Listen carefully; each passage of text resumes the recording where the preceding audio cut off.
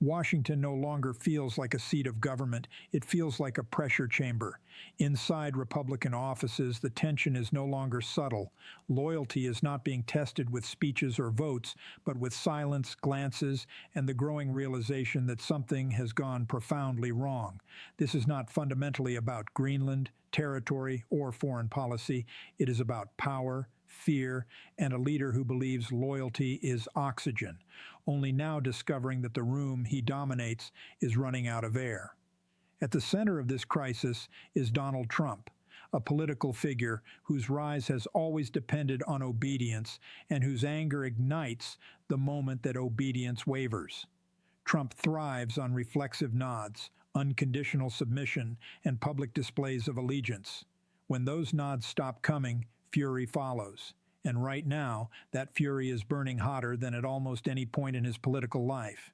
What makes this moment uniquely dangerous for Trump is not opposition from Democrats or the media, but resistance emerging from inside his own political walls. Loyalty as a weapon, not a bond. Trump's obsession with loyalty has always been transactional and one-directional. He demands absolute allegiance while reserving the right to discard allies at the first sign of inconvenience. That formula worked for years, when fear was enough to keep people in line, when ambition outweighed principle, and when political exile seemed worse than public humiliation. But the Greenland controversy, whether framed as a purchase, a threat, or a strategic fantasy, has cracked that system open. This was never just about territory. The Greenland episode functioned as a loyalty test disguised as geopolitics. Who would defend him? Who would repeat the talking points? Who would dismiss alarm bells as media hysteria? And just as importantly, who would not? When Republican lawmakers began hesitating, the illusion of unity shattered, the line that could not be walked back. The rupture became unmistakable when Don Bacon, a Republican with a national security background, publicly stated that any attempt to invade Greenland would end Trump's presidency. That declaration was not just dissent, it was a signal. A line had been drawn. Trump did not merely cross it, he stomped on it. Behind closed doors, panic has replaced confidence. Trump does not interpret disagreement as policy debate. He interprets it as betrayal. Every senator who questions him becomes an enemy. Every warning becomes an insult. Every attempt at restraint becomes defiance. True to pattern, Trump's response was not clarification or de-escalation. It was punishment. One Republican has already lost their job as collateral damage in this loyalty war. The message was unmistakable. Fall in line or you're next. Fear is losing its grip. For years, Trump governed not through consensus, but through fear and retribution. But fear is no longer working the way it once did. Across Capitol Hill, Senate offices are buzzing, not with confidence, but with calculation. Lawmakers are quietly counting votes, testing public reaction, and asking a question that would have been unthinkable just a short time ago. Is Donald Trump still an asset, or has he become a liability? The Greenland controversy has become a proxy for something far larger. How far is Trump willing to go, and how much damage will he inflict on the party on his way down? This is no longer theoretical.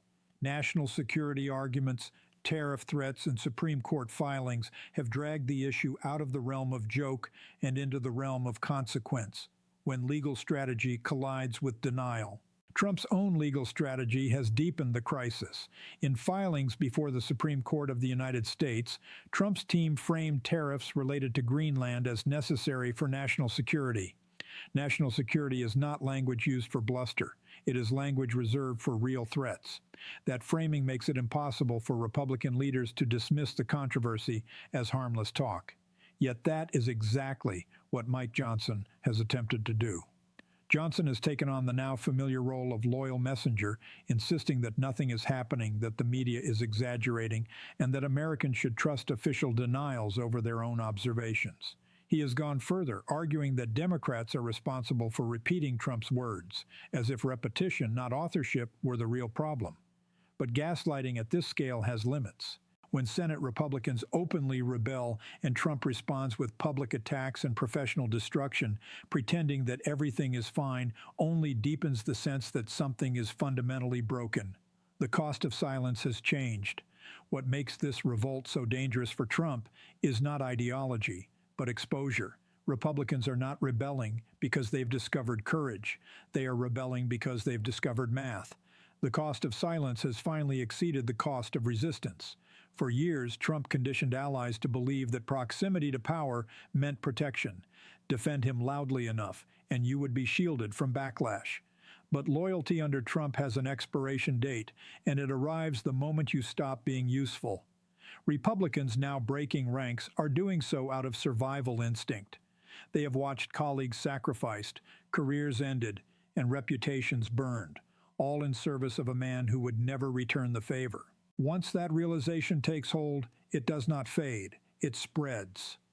A coalition built on fear begins to fracture. Trump's reaction to dissent has always been escalation. Instead of consolidating support, he fractures it. Instead of calming tensions, he inflames them. Attacks on allies become routine. Insults become policy. Loyalty tests grow more extreme. But what happens when exile starts to look preferable to submission? That calculation is now happening across the Senate. Senators are not built for chaos. They are institutionalists, wired for stability, process, and predictability. Trump represents the opposite, and unpredictability terrifies institutions more than opposition ever could. Every time Trump attacks a Republican senator, he believes he is reinforcing discipline. In reality, he is demonstrating volatility, and volatility is poison to governance. The illusion of control is collapsing. The loss of a Republican's job at Trump's hands is no longer viewed as an anomaly. It is being quietly discussed as a warning. Loyalty no longer protects, it exposes. This reframing changes everything.